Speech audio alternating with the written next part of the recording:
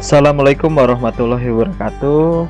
Berjumpa kembali dengan saya Doni Apriyatama pada saluran channel saya.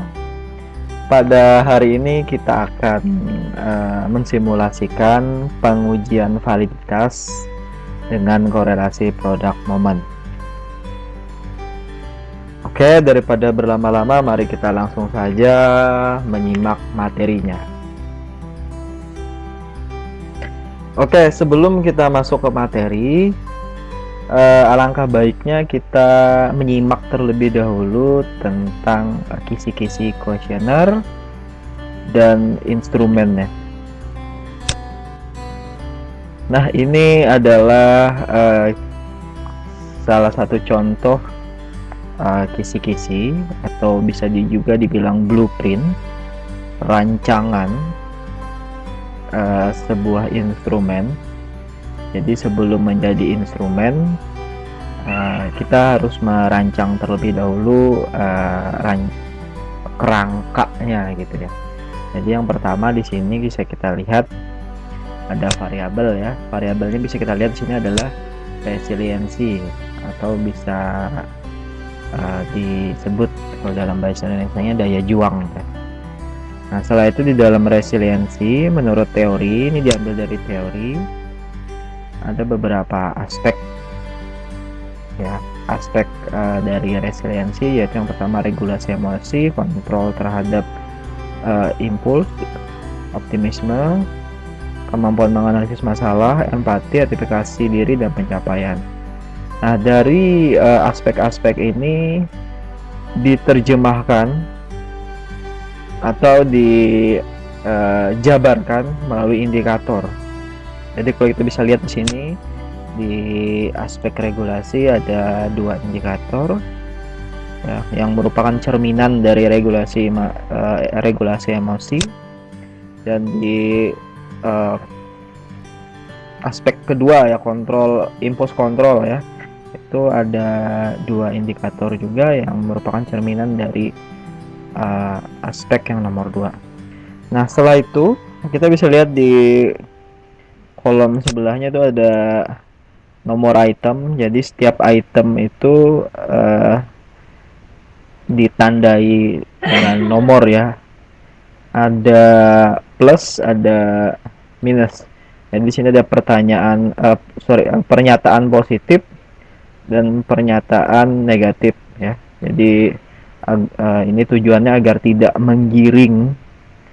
Jika pernyataannya positif semua ya, itu tentunya kelemahannya akan menggiring responden untuk menjawab di salah satu jawaban ya. Jadi digunakan dalam satu indikator ada dua item positif dan negatif. Nah, setelah itu item positif itu ditandai nomor 1 dan item negatif ditandai nomor 2. Dan jumlah itemnya adalah 2 ya untuk indikator nomor 1. Nah, dari keseluruhan ini, dari keseluruhan instrumen ya, bisa kita lihat di sini dari item positif itu ada 17,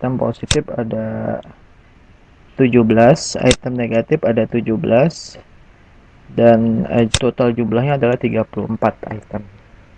Nah, jadi ini adalah gambaran ya, kerangka rancang bangun kisi-kisi atau blueprint ya, dari sebuah instrumen. Nah, terus kita ke bawahnya. Nah, di sini baru instrumennya. Jadi di dalam instrumen ini terlebih dahulu ada petunjuk pengerjaan. Sebelum petunjuk pengerjaan ada penjelasan singkat tentang tujuan instrumen dan manfaatnya apa. Jadi ada kejelasan bahwa ketika instrumen diberikan itu tidak bertanya-tanya ini penelitian tentang apa sih gitu. Dan ini tujuannya apa, manfaatnya apa untuk saya gitu. Jadi ini ada penjelasan terlebih dahulu. Itu ada petunjuk pengisian. Nah, bisa kita lihat di dalam kuesioner ini tidak ada jawaban yang benar atau salah. Yang ada itu jawaban yang paling sesuai ya. dengan sikap Anda. Jadi ada yang sangat tidak sesuai, tidak sesuai, sesuai, sangat sesuai. Bisa kita lihat di situ rubrik jawabannya. Setelah itu eh, agar menjamin objektivitas, jadi ada penjelasan juga bahwa di sini dijamin kerahasiaannya. Jadi data ini hanya ditujukan untuk penelitian, jadi tidak dipublikasikan ke apa namanya ke orang-orang lain gitu ya. Setelah itu tidak akan berpengaruh apapun dengan nilai Anda. Jadi ini juga meruntuhkan pemikiran-pemikiran negatif. Jika saya jawab jelek, nanti apa akibatnya buat saya? Atau saya jawab tidak sesuai semua, apa akibatnya sama saya? Jadi di sini bukan menggunakan prinsip benar atau salah ya. Jadi sesuai atau tidak dengan Anda. Begitu ya. Jadi ada penjelasannya, ada contoh pengerjaannya di sini, ada pernyataannya, ada cara mencentangnya. Dan ini adalah instrumennya. Ada 34 ya kalau kita lihat. Nah, 34 instrumen. Jadi ini termasuk instrumennya sedikit sebenarnya. Karena ini rencananya akan disebar dengan online ya, dengan Google Form. Jadi akan membosankan jika dibuat banyak ya, jadi dibuat sedikit-sedikit aja. Bisa kita lihat di kisi-kisinya ini, tiap indikator tuh hanya mewakili dua ya, tiap indikator ada hanya 2 item. Sebenarnya kalau mau banyak bisa tiap indikator itu 6 atau 3 gitu ya. Jadi ini juga tips buat kawan-kawan jika ingin instrumen yang valid, tidak membuang tenaga gitu ya. Lebih baik Anda buat item sebanyak-banyaknya gitu ya. Nanti jika diuji validitas, jika gugur dari 6 gitu ya, gugur 3, masih ada item-item yang mewakili indikator gitu ya. Jadi yang penting kita tidak bisa mengharapkan ini valid semua gitu ya. Yang penting ada item yang mewakili dari tiap indikator ya. Jangan sampai ada yang kosong gitu ya. Jadi kalau tidak valid nomor 4 misalkan tidak valid, nomor 3 masih ada gitu ya. Nomor 6 tidak valid, nomor 5 valid ya, masih ada yang mewakili dari indikator. Tapi lebih baik sebanyak-banyaknya gitu ya. Jadi agar tidak membuang-buang waktu kan, apalagi kalau bimbingan bolak-balik ya. Lebih baik Anda buat sebanyak-banyaknya. Oke, kita kembali ke PowerPoint ya. Nah, itu gambaran tentang kuesioner, agar tidak ada benang merahnya gitu ya. Jadi Anda bisa membayangkan instrumen itu seperti apa, kisi-kisinya bagaimana. Setelah itu kok jawabannya nanti bisa hasilnya jadi skor seperti apa gitu ya. Nah, yang pertama dalam korelasi produk moment itu sebelumnya kita ketahui bahwa teknik ini digunakan untuk menguji hubungan antara variabel satu dengan yang lainnya. Nah, tapi dalam pengujian validitas konsepnya juga sama, tetapi yang dikorelasikan itu bukan variabel ya, tetapi item yang ingin diuji. Itu yang digunakan sebagai variabel. Item itu sebagai variabel. Jadi misalkan di sini item X ya. Item yang ingin diuji misalkan nomor 1. Berarti itu item satunya itu adalah X. Dan Y-nya itu tetap jumlah total item keseluruhannya. Sudah saya jelaskan di minggu kemarin ya. Nah, kita langsung percepat dengan contoh pengerjaan. Nah, di sini ada contoh pengerjaan hasil analisis instrumen ya. Jadi di sini saya buat sedikit aja. Bayangkan saya punya 10 instrumen gitu ya. 10 item, satu instrumen dengan 10 item gitu ya. Termasuk sedikit sebenarnya. Nah, dalam instrumen itu ada skala Likert dari 1 sampai 4. Jadi menghasilkan jadi sesuai dengan instrumen yang tadi ya. Kalau misalkan sangat tidak sesuai, itu skornya 1, kurang sesuai itu skornya 2, sesuai skornya 3, sangat sesuai skornya 4. Jadi tiap responden, di sini ada 10 responden. Nah, ada 10 responden itu punya jawaban masing-masing dan saya sudah masukkan ke dalam tabel, dan skor totalnya juga sudah saya jumlahkan semua. Nah, analisis ini, hasil inilah yang kita coba uji sebagai, eh, kita ingin melihat item-item mana yang valid dan tidak. Jadi kita lakukan pengujian validitas. Jadi ini bukan hasil, penelitian sebenarnya ya. Ini uji coba. Jadi sebelum instrumen itu disebarkan pada penelitian sebenarnya, kita uji coba dulu. Nah, hasil uji coba itulah yang dilakukan pengujian validitas. Oke, lanjut. Nah, di sini seperti kita ketahui sebelumnya, rumus kolase produk momen itu ada yang panjang ya seperti ini, ada juga yang bentuk penyederhanaannya seperti ini, bisa dilihat di buku. Nah, kali ini pada penghitungan dalam video ini kita akan menggunakan rumus yang pendek aja ya, rumus yang nomor 2. Nah, ini contoh pengerjaan item 1. Nah, ini item satunya. Nah, ini ya. Item satunya saya ambil dari, X-nya saya ambil dari item 1. Skor totalnya saya ambil dari Y. Kalau kita mau menguji validitas nomor 3, item nomor 2 misalkan ya. Jadi X-nya itu yang item nomor 2. Kalau yang mau nguji item nomor 3, X-nya itu yang item nomor 3 dan seterusnya. Oke, setelah itu pada kolom ke 4 ini seperti biasa. Jadi X nomor 3 ini dikurangi dengan rata-rata ya. Dikurangi dengan rata-rata. Nah, setelah itu hasilnya adalah negatif 0,2. Nah, sama sebelahnya juga Y 27 dikurang 25,5, hasilnya adalah 1,5. Kalau di kolom sebelahnya, ini hasil pengkuadratan dari X, negatif 0,2 dikuadratkan hasilnya adalah 0,4.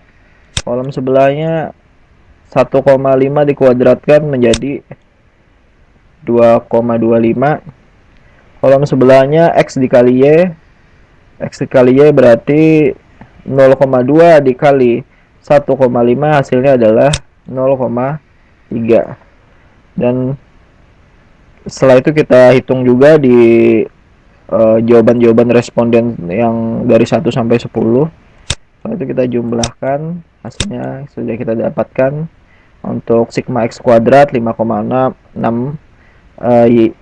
sigma Y kuadrat 84,5, sigma X dikali Y sama dengan negatif 7. Nah, ini kita sudah dapatkan ya datanya. Nah, setelah ini kita lakukan ya, selanjutnya kita lanjut ke rumus ya. Nah, ini rumusnya. Nah, bisa kita lihat sini perhitungannya sederhana ya. Jadi yang hasil angka yang didapatkan dari tabel tadi dimasukkan ke dalam rumus. Setelah itu akan mendapatkan hasil negatif 0,32.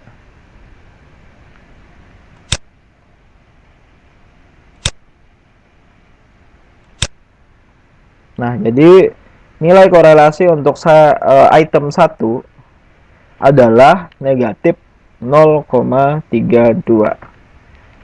Nah, secara singkatnya saya langsung saja, selanjutnya perhitungan 2 sampai 10 itu sudah dihitung, saya persingkat. Sudah ya. Nah, dari hasil korelasi dari 1 2 3 4 5 sampai 10 sudah didapatkan. Selanjutnya kita masuk pada analisis. Nah, sebenarnya dalam pengujian analisis validitas itu ada beberapa cara untuk menentukan item valid atau invalid ya. Jadi yang pertama dengan membandingkan R hitung dengan R tabel. Yang kedua mengikuti pendapat ahli. Yang ketiga dengan menyesuaikan tabel koefisien korelasi. Nah, kita bahas satu persatu. Nah, jika kita menggunakan membandingkan dengan Airtable, ini cukup umum ya. The, apa namanya, analisis validitas dengan cara seperti ini. Jadi kita cari dulu, tentunya sudah kita pelajari ya cara mencari Airtable. N sama dengan 10 pada taraf kesalahan 5%. Kita lihat di tabel.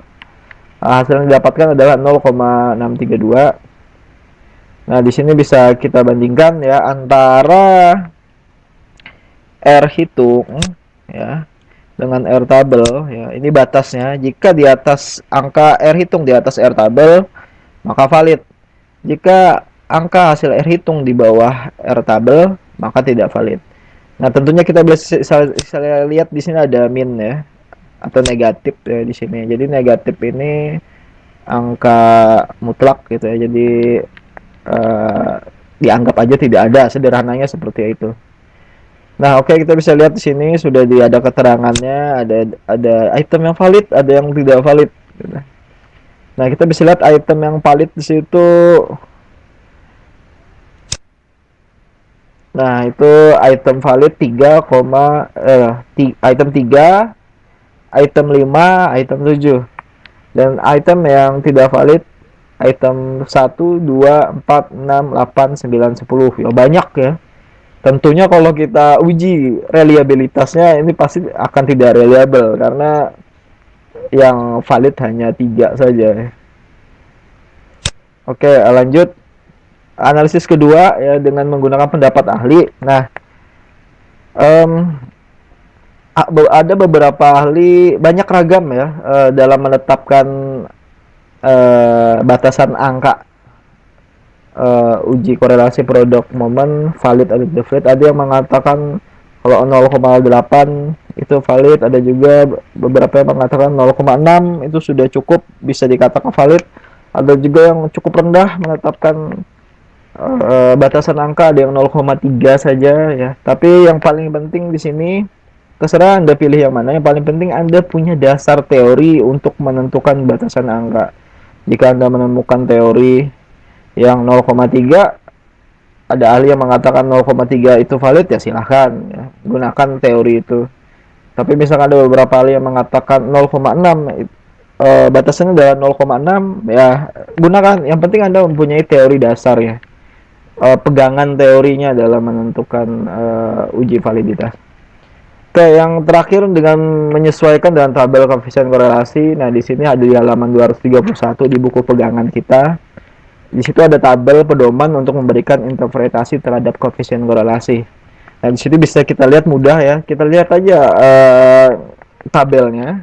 Kita lihat posisi interval koefisiennya di sini.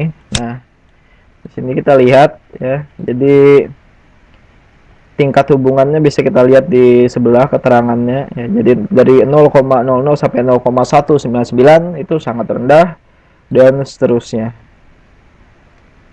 Nah, bagaimana menentukan valid atau tidak valid? Nah, umumnya item yang valid itu tingkat hitungan R hitungnya itu berada pada tingkat sedang, kuat atau sangat kuat. Itu sudah cukup ya.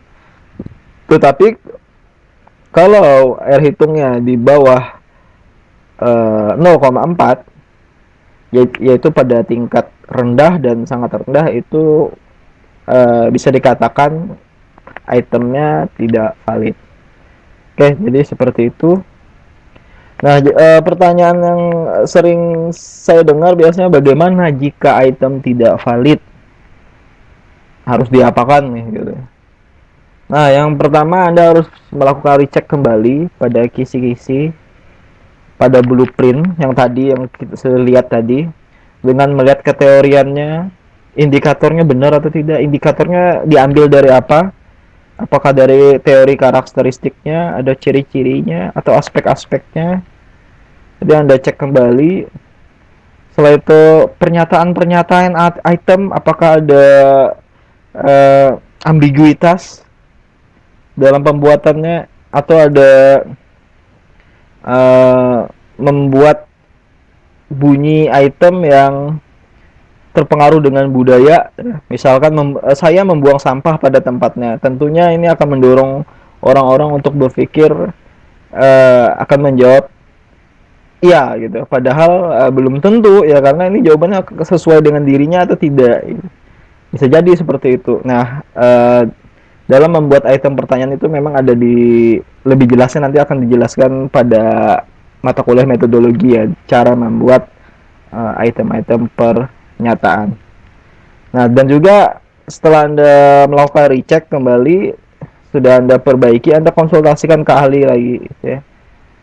Eh, dengan membawa hasil uji validitasnya.